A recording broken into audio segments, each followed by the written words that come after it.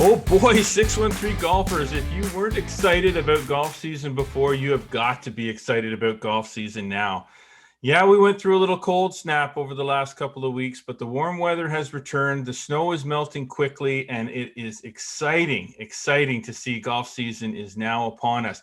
There's even golf courses that have already opened, more golf courses to open very soon, I'm sure. And the golf season in full swing is imminent. So there's a lot to get excited about. With the excitement of golf season coming, and maybe even a little bit of excitement built up from the last episode of 613 Golfer. Oh, by the way, I am your host, Jeff Botter, publisher of Flagstick Golf Magazine, and I am so happy to have everybody back with me again for another episode of 613 Golfer podcast. Now, with all the excitement that's being generated by all this warm weather, one of the other things that's happened is for the second time in the last 2 weeks, the Flagstick Open has sold out. We started with a field of 120. We expanded the field to 144, and now the 144 is all sold out. And we're starting to take a wait list, and the wait list already has 10 people on it. So if you're interested in playing in the Flagstick Open, we do almost always have cancellations. You need to jump in there, get your entry emailed to me at jbotter@flagstick.com with all the details, and I'll make sure that you get added to the wait list right away. So if you want to get in, you may still be able to get in. Other events are starting to fill up as well as golf courses are starting to get open. Now, this episode of 613 Golfer Podcast is a little bit different. I said that we'd have some different things as the podcast started to evolve. We were going to have some different things, some different segments and different features. So we do have a great interview in this episode of the podcast with Roger Beal, the new head professional at the Marshes Golf Club. We also have our first regional golf report segment with Scott McLeod, the 613 Golfer Podcast regional golf report, something that we're going to try to do with Scott on a regular basis. We're going to try to bring him on and bring everybody up to speed as to what's happening around the region of 613. So that's going to happen in this episode. We also have our first quick tip segment. And as always, our very good friend at the Kevin Haim Golf Center, Kevin Haim, is going to be walking us through some downswing timing drills. So we're going to have that a little bit later on in the show. But first, the first part of the show, we're going to head out to the Marshes Golf Club, and we're going to talk to head professional back in Ottawa, Roger Beal. Welcome to the show, Roger. How are you doing? Great. Thanks, Jeff. Awesome. Well, listen, Roger, you've been gone now from the Ottawa area for about 10 years. You left in 2011 after you split some time at Camelot as an associate professional and at the Marshes. And now you're back. So first of all, aside from welcome to the show, let me welcome you back to Ottawa. Yeah, no, thank you very much. Obviously, great to be back.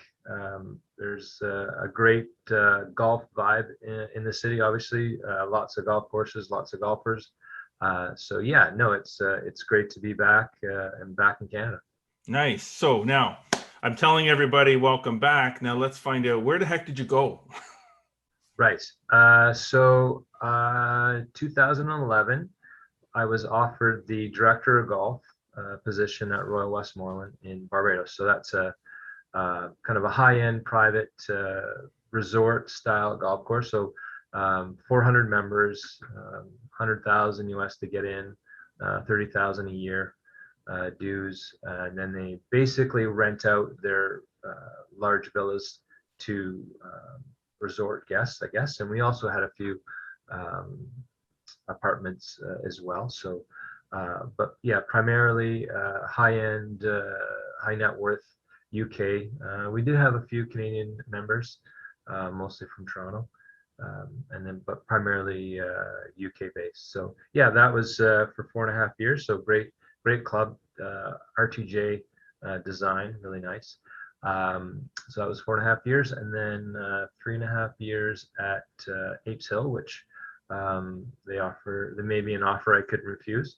So went there as the club manager. So again, similar business model, high end private resort, Unfortunately, once Brexit hit, kind of took a hard time on the business, and eventually we basically shut it down. So um, there's a bit more to that. The joint venture that we had with Gary Barton, so that's Landmark. So that's um, Noonbag, that would have been Kiwa Island, that would have been Palm Beach Polo, that would have been Oak Tree, I think it was. So Landmark, it's a big, their logo is an oak tree. So big player, Barton Creek in Austin. So unfortunately, they went bankrupt, and probably that was a beginning of an end for our project as well, unfortunately. But my owner, Sir Charles, did his best for I think 6 or 7 years, and the eventuality happened. So the bank took it over, and then it's been recently bought out by actually a Canadian, Mr. Shamandi, Glenn Shamandi of Gildan. So they're looking to reopen it possibly November. So that was, and then it'll be an amazing golf course, no doubt. And he has the capital to sustain it, so that's good. And then so that was the main reason why I wanted to come back to Canada. I worked in real estate for a year, had a great opportunity, great company, but my wife wanted to move back, and as we know, happy wife, happy life. So so we were back in Ottawa. I worked at Greyhawk briefly last year, which was great. Again, lovely club, great staff, great organization. But I was the associate, so obviously prefer director of golf, head pro position. So lucky enough, Derek got an amazing gig at the Royal. So obviously there was a vacancy, and I was lucky enough to to get chosen. So very excited. Obviously, I worked at the Marshes, I think, for 7 years. Believe in the company, believe in the course, believe in the organization. So looking forward to putting my mark or stamp on it. So yeah, absolutely. Well, listen, I mean, it's great to have you back full-time gig here in Ottawa and at the Marshes. It's a great opportunity for you there, I know. Now, what role will you actually, you know what, let me back up a little bit here, because now we've kind of led into Roger Beale left, Roger Beale's back. This is what Roger Beale did. But what we don't know, and some people, I mean, it's been 10 years. So there's a lot of people that may be listening to this podcast and to watching us on YouTube here going, okay, you're talking to this Roger Beale. Who's Roger Beale? Well, lots of people do know who you are, but why don't you tell us a little bit about who Roger Beale is and how you got your start, and what your passion is for the game. Well, I started, I guess started playing golf when I was 13. So my mom's Canadian, my dad's from Barbados. So I used to spend the summers down there, about half the summer down there and the rest in Canada. So played golf at Sandy Lane and Arnprior Golf Club. So Harry Herford, who is quite well known in certainly the Ottawa area, in the Ottawa Valley in particular, head pro at Arnprior, Sandpoint. So it kind of came up under his tutelage. He was a great player, great teacher. So I guess I have a bit of passion from that. Played some junior stuff, played the Quebec junior, Canadian junior. Lucky enough to get a scholarship down in the States, so Boca Raton. So College of Boca Raton, Lane University, they changed it the second year. So played 4 years of university golf there. Worked in Florida at Boca West for 1 year. So that was a 72-hole facility, private Jewish club, the busiest place on earth. One Christmas day, I think it was 1995, we did 1,240 golfers. I mean, they didn't all finish, but they teed off. Like, just we had 500 golf carts. Like, just tremendous facility. And then after that, I went to work at Polo Trace. Worked there for about 5 years as assistant, then eventually associate position. Really great. We did some really cool events. We did a Greg Norman charity event for 2 years. We did a PGA Tour caddy event for cancer. So we got to meet some of the young PGA Tour players. So that was really cool. Worked in Barbados after that for a couple of years, and then came back to the Marshes in 2002. So that was my return, I guess, to Canada as a professional. One of the reasons why I came back, I never received my Class A when I worked in Florida because of my work permit. So I wanted to continue, and I want to get my Class A certification. So that was the jump back to Canada. So, but yeah, no, lots going on, lots of, moving back and forth, basically going where the work is. And that's really fortunate for me, having lots of experience, worked in 3 different countries, worked in probably every aspect, ultra private, public, and a combination of between. So, yeah, and then as I say, went back obviously for 10 years in Barbados. Now I'm back. So yeah, it's I played the Canadian Tour in between. I played 1 year, 05, 06. Played the World Cup in 06 as well. So that was an unbelievable week, one I'll never forget. I mean, just being associated with world-class players, phenomenal. And then while I was at Westmoreland as well, getting to know some of the more of the European Tour players. I used to help run Ian Woosnam's charity event, so I'm fairly friendly with Woozy, so still keep in touch with him. So he's a great resource, helped my golf immensely. I mean, he's a tremendous ball striker and even a nicer man. And then some of his other buddies, Peter Baker, again, phenomenal guy, great ball striker, Ryder Cupper. So yeah, it's lots going on. Obviously a passion for teaching, passion to play the game, although I don't play as much anymore, and getting closer to 50 with a 50-year-old back nearly, it's not quite there. There's not as much zip, not that I was known for my 350-yard drives by any means, but yeah, they're not as far as they used to be. But that's age. Unfortunately, I'll have to get there. But the alternative is much worse, so it's okay. Now, Roger, you mentioned something, sorry to interrupt there, but you mentioned something about when you came back in 2002 and about not having completed your Class A. The reason I step in here is because last episode of the 613 Golfer podcast, we talked to Carol Ann Baxter, who's the executive director of the PGA of Canada, Ottawa. And right. She and I were talking specifically about the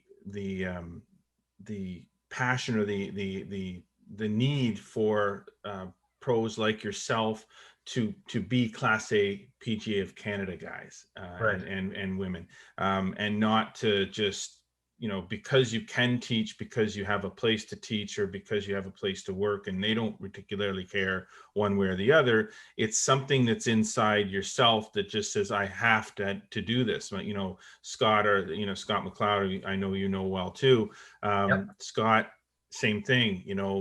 He's working in the golf industry as a associate publisher of a golf magazine. He's writing articles, but his passion for teaching was very high, and he didn't want to go that route without having that. I gotta have that PGA of Canada Class A certification. I need that. I feel like it just has to be the shingle that I can hang over my head. So he did the work while he's putting in 60 hours a week doing his job, putting in right. the rest of the work to get that, to play in, to write the tests, to finish the assignments, and to get, okay, now I am a Class A. Now he's teaching. and still doing all of this. So you were the same way. It's like, I got this, I've got a job, I'm doing, but something's missing. So that passion or that need to feel fulfilled with that designation, was Yeah. eating at you a bit. Yeah, no, for sure. I guess, it kind of goes back to, my mentorship, with Harry. Mm-hmm. Obviously, he was a colorful individual. He was the epitome of the uh, old school pro. Probably the bedside manner could have been improved, but you talk about passion, tremendous passion, love to teach. Again, a very good teacher. Again, maybe some of the bedside could have been improved, but that was I don't know, that type of generation, that type of individual, right? It's he was a Hogan guy, which I'm a Hogan guy. And Mr. Hogan was not known for his bedside manner particularly either. He was a pretty serious gentleman, but certainly a tremendous ball striker. Him and Mo Norman are really the only two people you would put in the same class. The rest would only hope. I mean, Woozy or Nick Price would be the closest that I've seen to perfection. I've caddied for both of them, and they're just amazing. So, but yeah, it's the passion, right? And it's over 100-year organization, and I think if you're going to do anything in golf, I think that's something you need to do, is be associated with uh, tradition and all that. So being a PGA of Canada member, I think is an absolute for me. I mean, even though I had really zero benefits for the last 10 years being away, I still kept it because I thought that's what I need to do, right? And I believe in the organization. Is it perfect? No. Have I had my issues with them? Absolutely. But I think they do the best they can, for sure. And I, as I say, I believe in them. So Now, you're returning to the Marshes. Your official title there is Director of Golf. head professional. Head professional. Okay, so you're the head professional now.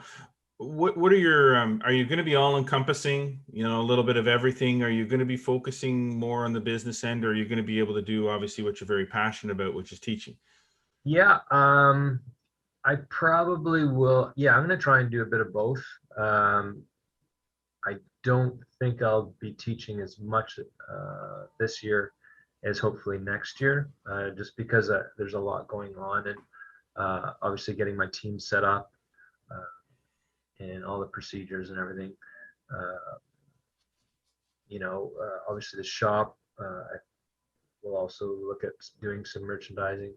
So yeah, and I like all of that. I mean, I'm probably one of the last of my kind, probably, that you do a bit of merchandising, you do a bit of teaching, you do a bit of tournament setup, league setup, which I think that's part of the whole job, really. I mean, could I teach 40 hours a week? Yeah, I could. I think I would get burnt out myself personally. I like, what attracts me about the position is the difference of every day, right? I mean, you come in, you do a lesson, so that's, someone needs a putting lesson, great, perfect, or wedge or chipping, or whatever, and then you come in, you set up the ladies league or the men's league, that's great, and then you might do a club fit at 2 o'clock. Oh yeah, then you set irons for Mr. Jones. Oh, perfect. You might put on a little fashion show, or do a shoe day or something for people, do that merchandising. Come in and do the results for your ladies league, and then go home, or maybe put on a set of grips, or change some law for lie or whatever. And it's never the same day twice, right? That's what kind of got me um, kind of hooked in golf. I mean, my my schooling, I was in a hotel program. So that was what I really thought I would do, would either run a hotel or run a country club. And I mean, yes, I had a passion for golf, but I wasn't really much of a player. Um, I enjoyed teaching, and that's fine. And during that hotel school, I shadowed the director of golf at the Boca Resort Hotel and Club. So I was there with him for about 2 weeks or a month, somewhere there. And each department, I had housekeeping, I was in the kitchen, maintenance, all of that stuff. So I really thought that director of golf, that was it. I mean, it, obviously my passion for golf was there, but you had some merchandising. I mean, my mom and my grandmother had a dress shop, so I'm familiar. I was a stock boy from God as early as I can remember, getting in behind and pulling out, bras and undergarments and, all this stuff that, was a bit scary at one point, but quickly figured all that out, down in cupboards and pulling them out and all this and tagging them and organizing. So the retail side I've always done. It's nothing unfamiliar with. So, but as I say, with the director of golf, shadowing him, I mean, same thing. Like he would go give a lesson. I'd watch him teach. I'm thinking, wow, this guy's a really good teacher. And then set up events and do some merchandising. So I thought, this is a great job. I'll never be bored.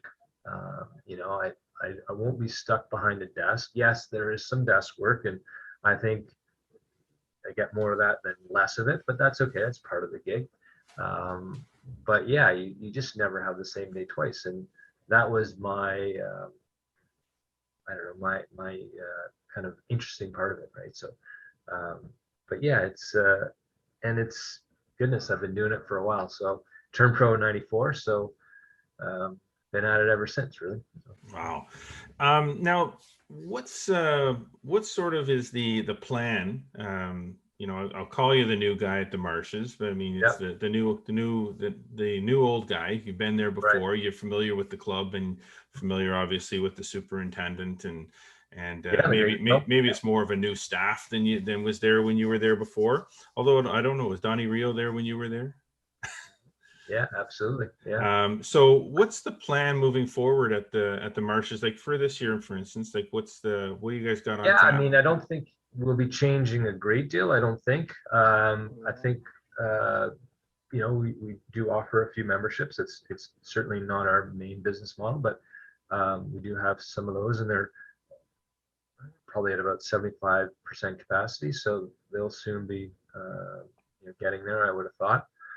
We do some ladies leagues, we do some men's leagues, which is great. I think that's kind of a unique part of our business because you don't have to join the club to be a lady or men's league player, which is kind of cool. Obviously the teaching, we have that as well. But yeah, basically I think it'll be pretty much the same business as usual. We probably won't have as many events just because we're a bit leery with the restrictions regarding shotguns. We'll still probably have a few, 6 and 8 and 10 group events. But yeah, the traditional, like when I ran the events here, I think I did it maybe 05. We did like 55 shotguns. Like it was busy. It was busy. So I don't think we'll get to that. I mean, I think if we did a dozen big events, that would be a pile. And hopefully eventually, yes, we'll get back to that. But I wouldn't think that would be for at least another year.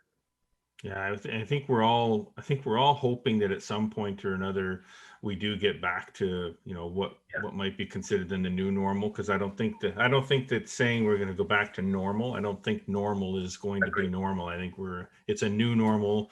Once everybody's vaccinated and even at that point we're still going to be cautious. So I think that it's going to affect a lot of, for a golf course like the Marshes, that's it's a public resort facility and relies heavily on not member play, although that, they have players packages and stuff like that. But it's more of a member play, resort play facility and relies heavily on outside events but that's not the guy. I mean, I know myself last year, occasionally trying to get a tee time out there and, sort of last minute, which is kind of how I book my golf.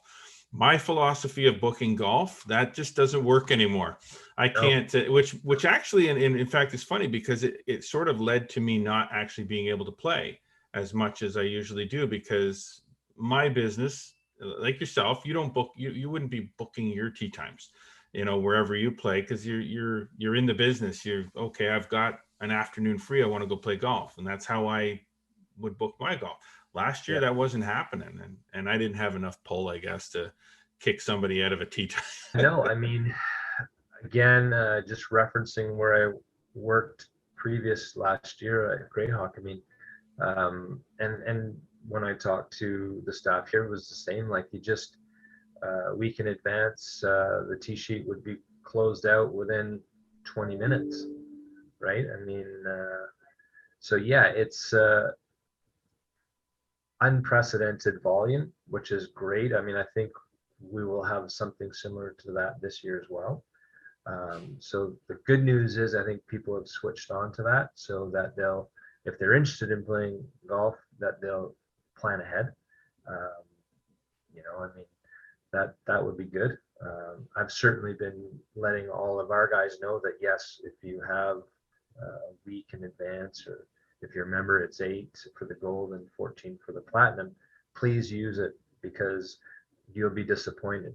And it's not threatening or whatever, just being realistic. It's there's not a lot for people to do really, other than golf. And I mean, last year we had a tremendous weather. It looks like this year again will be another fabulous year. I mean, this is unprecedented, spring weather. I mean, our tentative opening date is April 19th, but I mean, goodness, it could be, first week of April possibly, if it keeps up like this. I mean, we don't really know.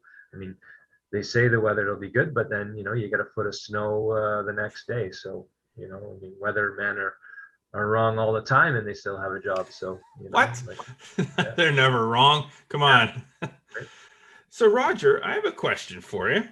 yeah. How's the game? You know what? I put very little effort in. It's okay. I mean, I talked to one of my members earlier on in the week, and I think I played 20 rounds last year. That's about normal. I played 2 tournament rounds, which is the first time in a while.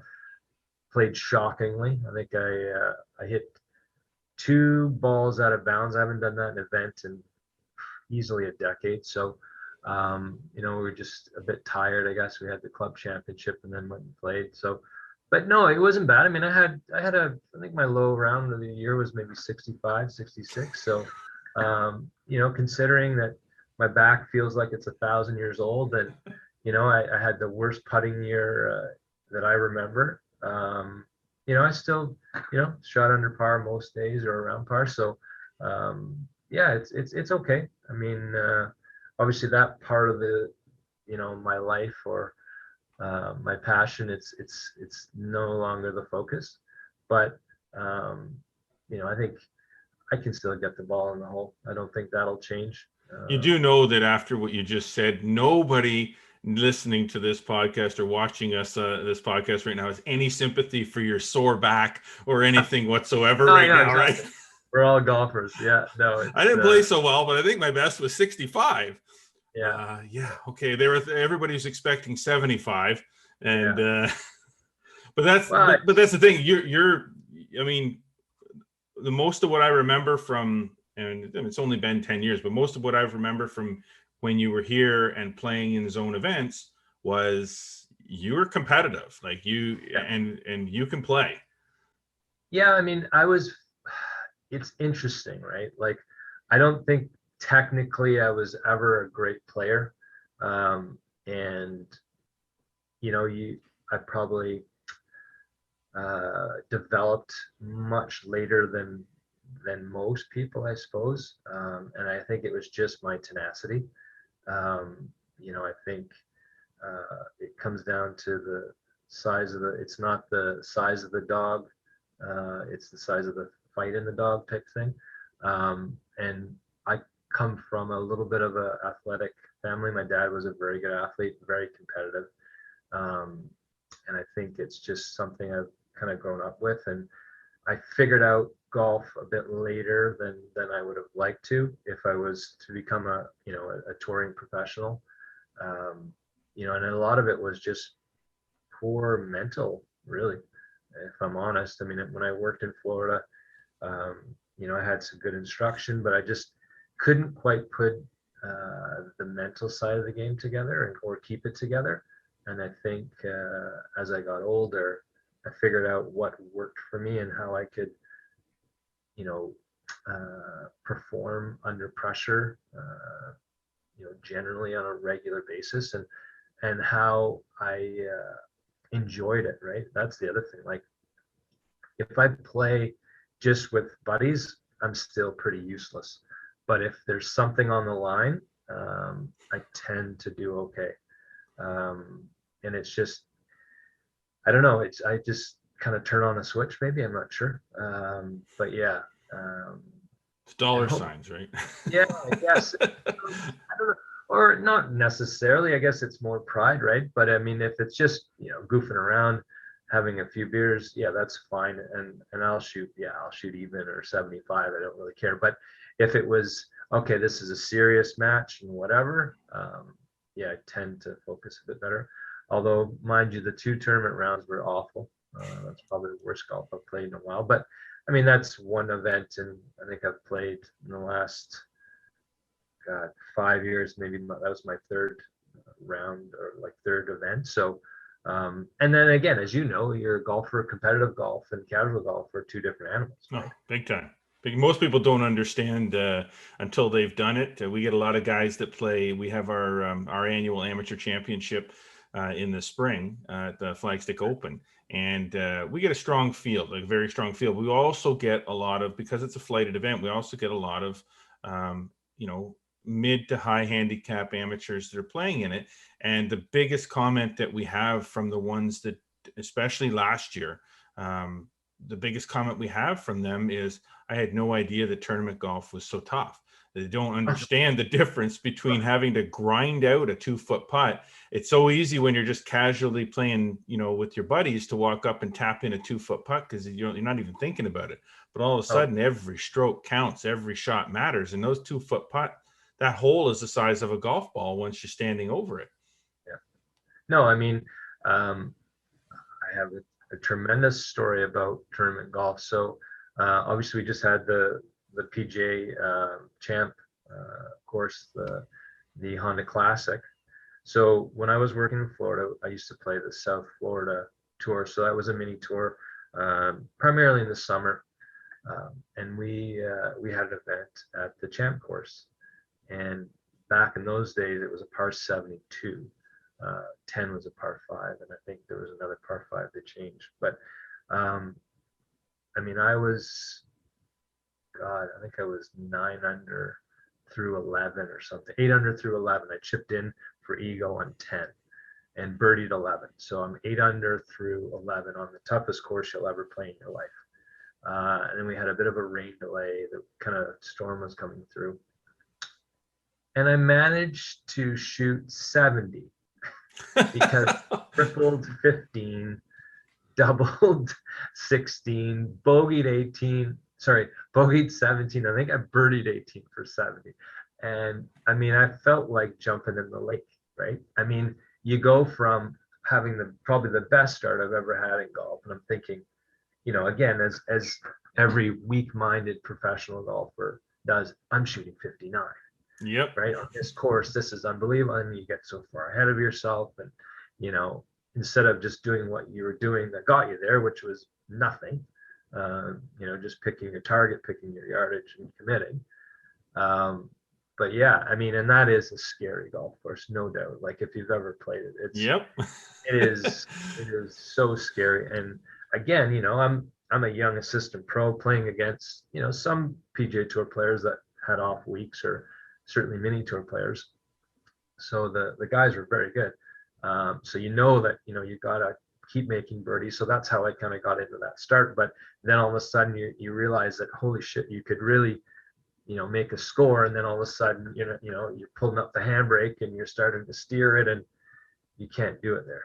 And that's how you go 6 over or whatever in 3 holes type thing, and just throw up all over your golf shoes. But yeah, I don't think that I don't think I want to think back to when I played the golf course, because I'm pretty sure that everything about my round of golf there, especially coming down the stretch, the last 4 holes, there's nothing visually or mentally positive that I could take from, I remember back in the time I played Sawgrass and made par on 17, and it was like, whatever happened the rest of the round is irrelevant. Yeah. But coming down the stretch of those 4 holes on that golf course, no, there's nothing. That'd be giving me visual nightmares if I start thinking about it again. Yeah. No, and I mean, you look at JB Holmes, he shot 80 whatever, like it can happen. And I think he has some of that. He's had that, in the past, where he's kind of let the situation get to him, unfortunately, which, I mean, it's certainly not a technique issue. It's just you start thinking the wrong things, and it snowballs in it. And that's the thing, right? Like, no golfer is immune, by the way. Like, no. Rory McIlroy, same thing. Like, yep. He gets going sideways, and it's 78, no worries, right? And that's the thing, like, and everyone has to kind of come to the grips with that and understand what works for them, and it's an individual part of it, right? Like, golf is just not a one-dimensional game. So, and that's why it's been around for 400 years, and it will continue to be, because it is as complex as anything you'll ever want, right? Exactly. To it. Well, listen, my friend, I want to thank you so much for taking some time out of your day. I know you're busy getting things ramped up for the season, and chatting with you and getting caught up with you. I certainly hope you and Bob and Donnie and the rest of the crew out there are ready to rock in a short time here and have a great season. Thanks for coming on. No, thanks. And obviously, I mean, I remember when you were about a 12-page little, I don't know, not even a magazine, really. It was just a semi-brochure, and now it's come a long way. So, well done to you, Jeff, and Scott, and the rest of your team. I know Joe reached out to me, so I had a nice chat with Joe. So always great to have a chat with him. But yeah, no, you guys are top quality. So have a great season, and keep her going. Thanks very much, Roger. We'll talk soon. Awesome. Well, there goes Roger Beal, the new head professional at the Marshes Golf Club. And Roger has been with the Marshes before, but now he's making a return to the Marshes as the head professional, which is a lot more responsibility. He's going to have a lot of stuff on his plate, but it certainly is interesting to see what some of the things they have planned for the Marshes for 2020 are, and good to see Roger in that role. Now, obviously, Roger's one of those guys. He's a very interesting fellow. He's a fantastic player, as he alluded to there with his 65 when he's not playing well, but we won't hold that against him. But Roger's one of those guys that he was in Canada, was going through the PGA program, went to Barbados and did some teaching, was the director of golf operations for a very high-end golf club down there. And now he's come back. He actually came back in 2002 from his first stint in Barbados and got his Class A, which he felt was very, very important to him. And he left and went back in 2011, and now he's back again. So it's great to have Roger back, and great to see some of the things that they're planning at the Marshes. I can't wait to get out there and sit down and have more of a chat with Roger at a later time. So I mentioned that we were going to start doing some different things on the 613 Golfer podcast. And as the season evolves and we get closer and closer, and then once we get into it full swing, we're going to try to keep you updated all the time about as much as we can about what's going on around the 613. Now, we can do that through Flagstick.com, and we do, and you can go to the website and check out all that great stuff. And we can do that through the digital pages of Flagstick Golf Magazine as we continue to move into the non-print era of Flagstick Golf Magazine. and you'll be able to check out stuff there as well. But we also want to work with a different platform, and the different platform that we're using now is obviously this podcast. And this podcast is going to have some great interviews with people, but we're also going to stay to our roots and keep you informed about what's going on the grassroots level in the 613. So with that in mind, the very first segment of 613 Golfer Podcast Regional Golf Report.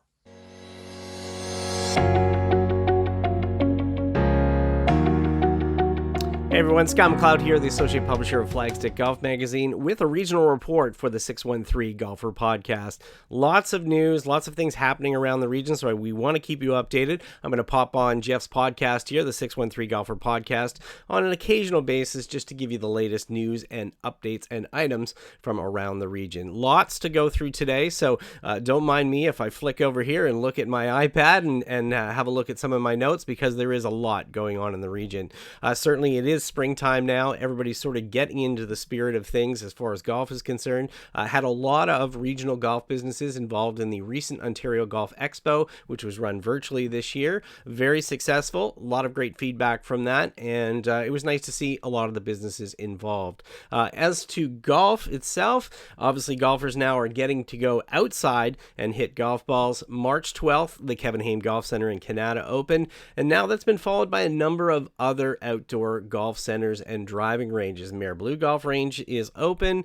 We have Archie's down in Cornwall is open as well. The ranges are open at the Cloverdale, Emerald Links, and Anderson Links facility, the 19th tee as well in Orleans, and we're going to have more updates on that as well. Now, golf courses, they're going to soon be behind that and coming. Iroquois Golf Club is now opened already. We're expecting to hear news from a few other facilities around the region pretty soon, including the Prescott Golf Club, which is planning to hopefully get open as early as this weekend. I will say they are going to be open primarily for members. They are going to have some public tee times that they are going to auction off, some special hours, and what they're going to do there is they're going to try to raise money for their practice facility, which they're trying to enhance. So stay tuned. We'll have some updates as well on Flagstick.com. That is always the home base. Just go and check out Flagstick.com. We'll try to bring you the latest news and information there and let you know what's going on, especially with the golf courses. We will say it is difficult to always keep up on what's happening. The golf courses don't always inform us what's going on. We try as much as we can to try to find out who is open, but please understand we have over 150 golf courses in the region, so it's always hard to get updated. And of course, the courses are eager to get open. It's not their first priority to let us know that they're open, so just be patient as far as that information is concerned.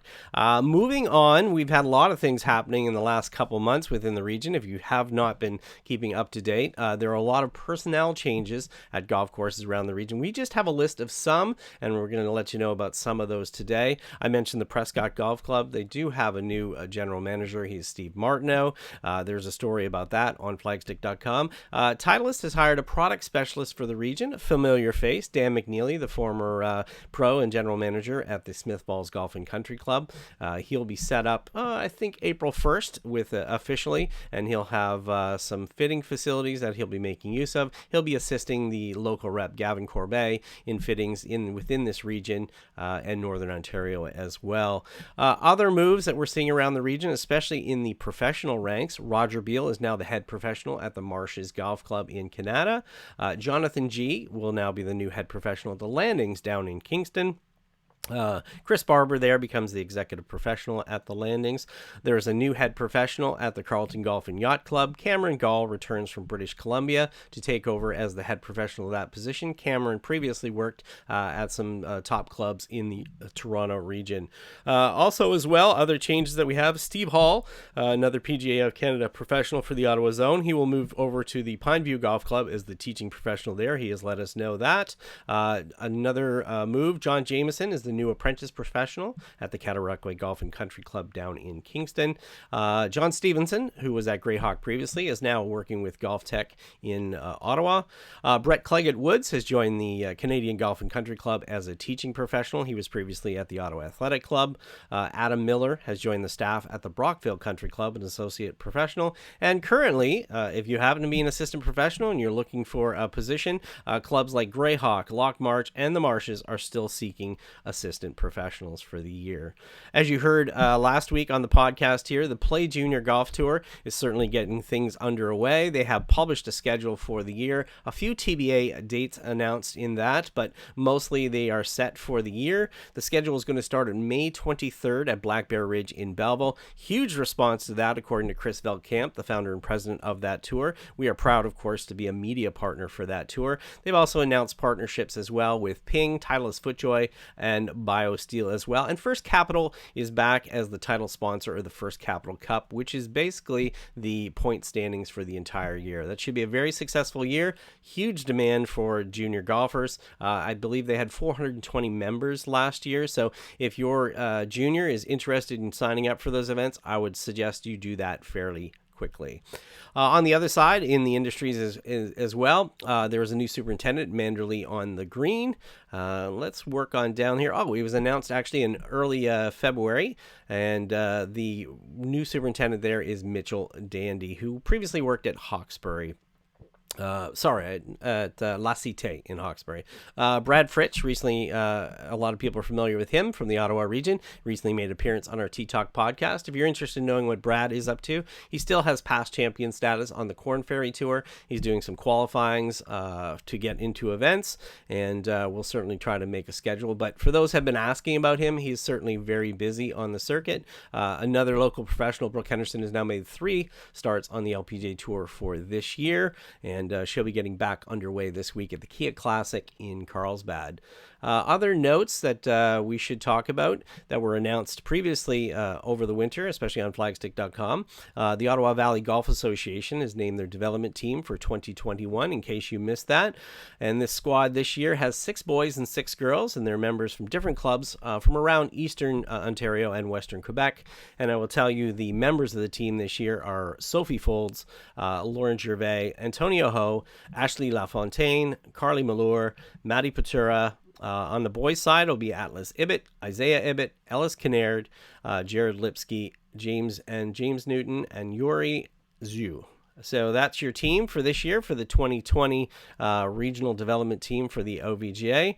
Team manager again will be Jim Davidson of the OVGA Junior Development Program, and head coach will be Derek McDonald with assistant coach Carson Sissons. Recently, we have some other news here. Obviously, as I said, there's a lot going on here, so if I seem like I'm going through very quickly, it's just because there is a lot going on in the region, especially this springtime here. There are so many new developments, changes in personnel, a lot of news that's breaking.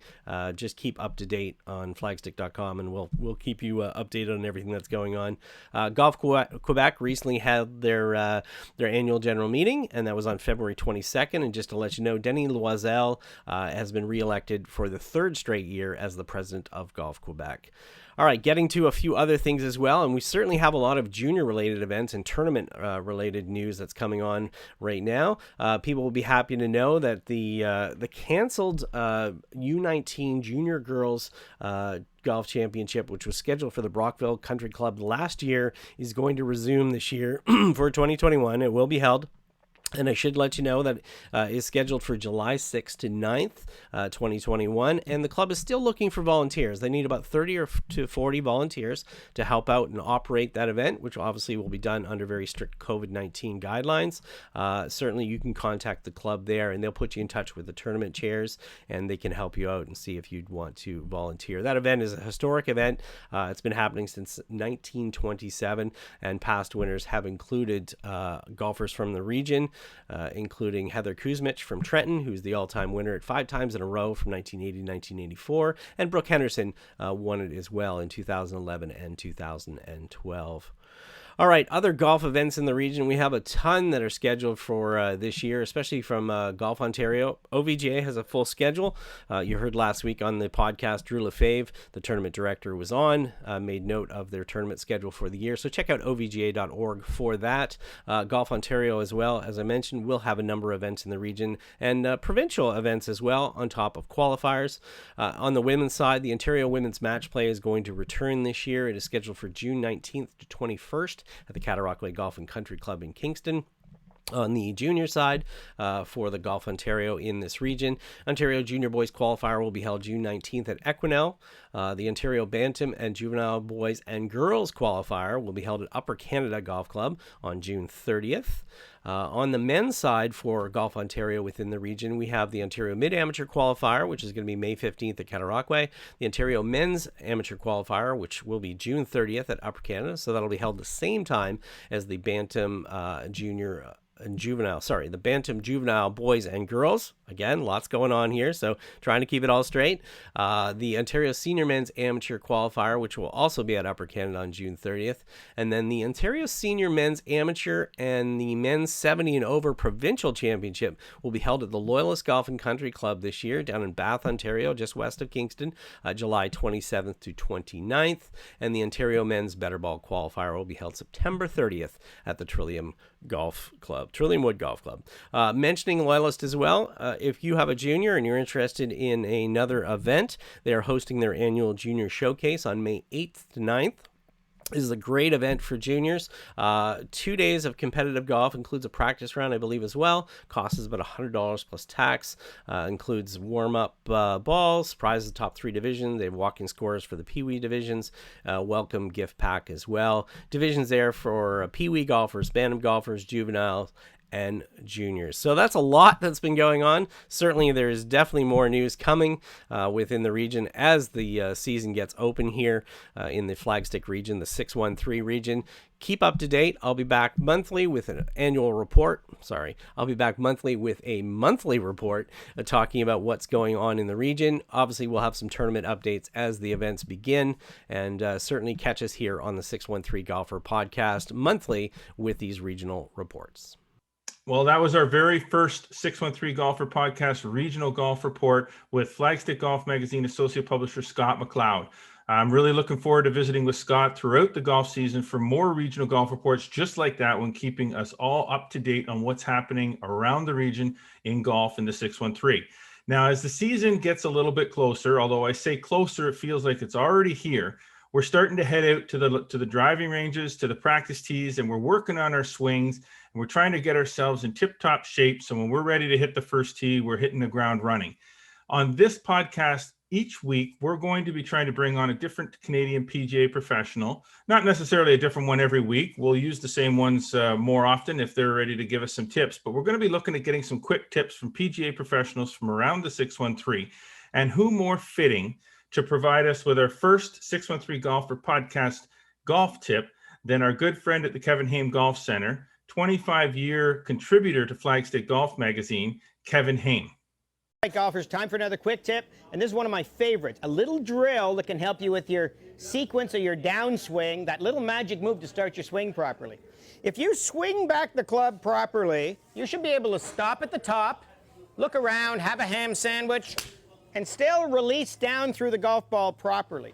If you can't do that, then you know something's wrong, and it's really important to get this right because this is really your delivery position to get that golf club moving into that golf ball. So next time you're practicing, hit a few balls, swing up, stop, see if you can swing down properly.